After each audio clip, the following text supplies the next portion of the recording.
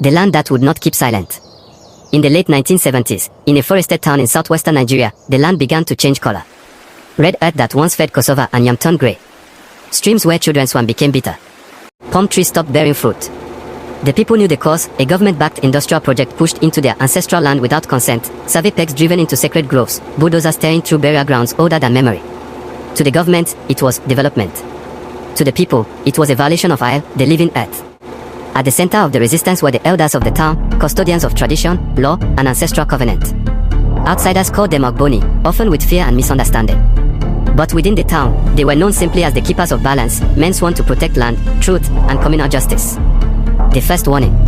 Before any protest, the elders followed tradition. They sent emissaries to the local government office with kola nuts, palm wine, and a written petition, clear, respectful, firm.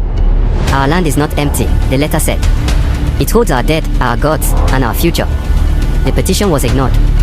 Weeks later, machines returned, this time escorted by armed police. When the elders rose, the response was not violence. It was withdrawal. Farmers stopped supplying food to the construction workers. Markets refused trade. Women sang morning songs at the gates of the project site at dawn.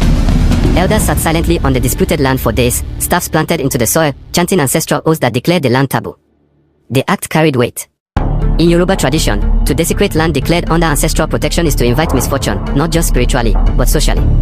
Workers began to leave. Accidents followed. Machines failed mysteriously.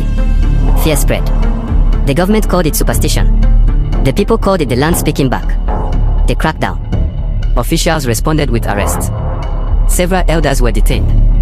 Newspapers in nearby cities ran headlines branding the town as backward and controlled by secret cults. The word Ogboni was used carelessly, turned into a weapon to discredit legitimate resistance. But the arrest sparked something bigger.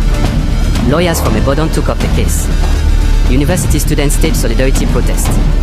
Environmental reports, long buried, surfaced, proving contamination of water and illegal land acquisition. What the elders had protected with tradition, others now defended with law. Judgment without drums.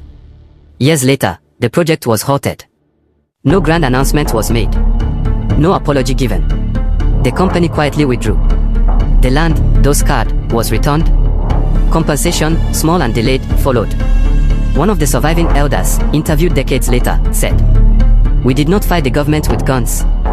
We fought with memory, patience, and the truth that land is not a commodity, it is a covenant." What history often gets wrong. To this day, the story is often simplified. They say Ogboni fought the government. But the truth is deeper. It was a community defending its ancestral rights, using traditional authority, civil resistance, and legal struggle, and being mislabeled because power fears what it does not